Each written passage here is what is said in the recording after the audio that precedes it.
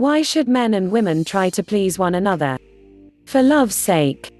The world of love is an easily solved mystery of emotional giving and receiving, best depicted in a quote from Leo Buscaglia. What love we've given we will have forever. What love we fail to give is lost for all eternity. In my own research, I find that women are a slightly more faithful group, as confirmed by talks with sociologist W. Bradford Wilcox, director of the National Marriage Project at the University of Virginia. He says that just 14% of ever married women report having had an extramarital affair over their lifetime, as compared with 22% of men. So, women do want commitment, but that's not all. As Wilcox and his colleague Stephen L. Knock wrote in Social Forces. In examining women's marital quality and men's emotional investments in marriage, we find that dyadic commitment to institutional ideals about marriage and women's contentment with the division of household tasks are more critical. We also show that men's marital emotion work is a very important determinant of women's marital quality. We conclude by noting that her marriage is happiest when it combines elements of the new and old, that is, gender equity and normative commitment to the institution of marriage. 4 things women want. 1. Loving devotion in a committed relationship. This is a simple wish in which action speaks louder than words. A devoted man is respectful with the time they share, respectful of her work, her friends, her family, and their togetherness. Essentially, women believe in a we relationship rather than an I relationship, as Randy Gunther notes. We is a state of mind and heart. It means that wherever one partner is, the other is present in their thoughts. Partners who consider themselves a we act that way.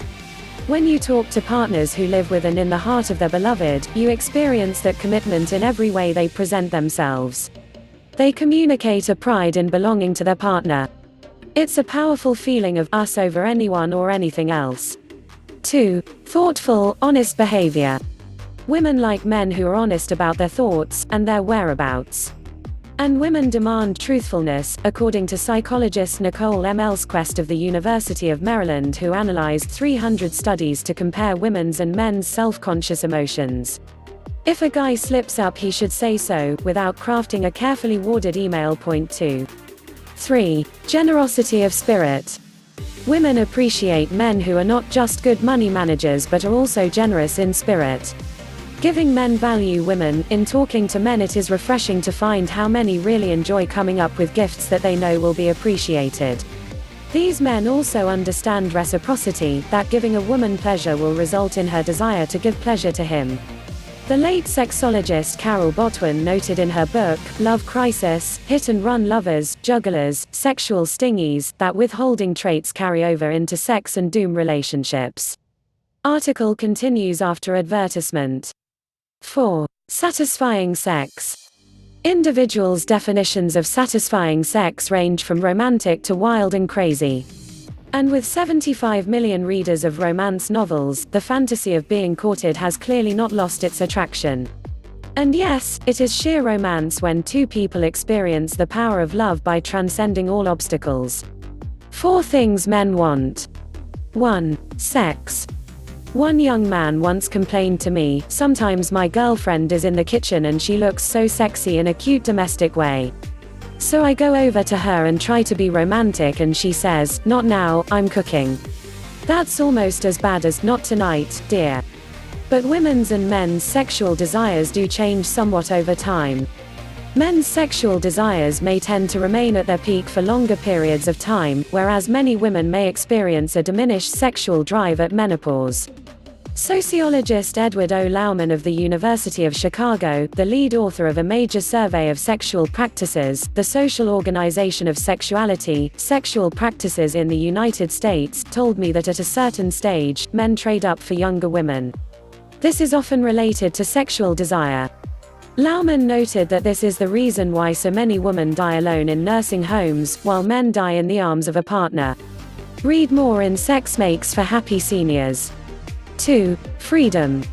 Many men desire to feel free, not to be boxed in by questions like "What are we doing this weekend?" or "Why didn't you call?"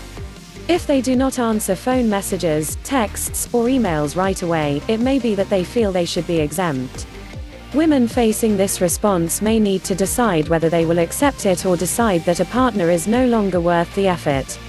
Article continues after advertisement. 3. Forgiveness.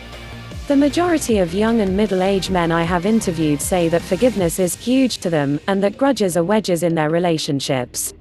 When these issues arise, they're ready to have the relationship talk. Psychologist Sonia Lyubomirsky of the University of California, Riverside has written of the importance of the forgiveness factor in relationships. 4. Appreciation. Men really do want to be respected and appreciated. For many, this may mean that they need a lot of stroking. Their partners should be aware that praise and gratitude work wonders, emotionally and physically, as long as it's truthful. And along with the truth, men want partners to tell them what they want, as a perception of nagging makes them feel unappreciated. How couples find long-term happiness. Studies of long-term, committed couples show that there are almost always ups and downs in the phases of a relationship. Starting out with a positive attitude and trying to negotiate differences are good ways to seek and maintain a relationship balance. From the research of Marcel Zentner of the University of Geneva, we learn that men and women who continue to maintain that their partner is attractive, funny, kind, and ideal for them in just about every way remain content with each other. Put another way, they are matched ideals.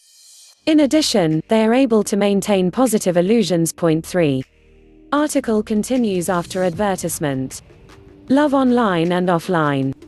The Proceedings of the National Academy of Sciences published an interesting report regarding the survival of marriages for couples that met online as opposed to those who met in a more traditional manner. In a nationally representative sample of 19,131 respondents who married between 2005 and 2012, results indicate that more than one-third of marriages in America now begin online.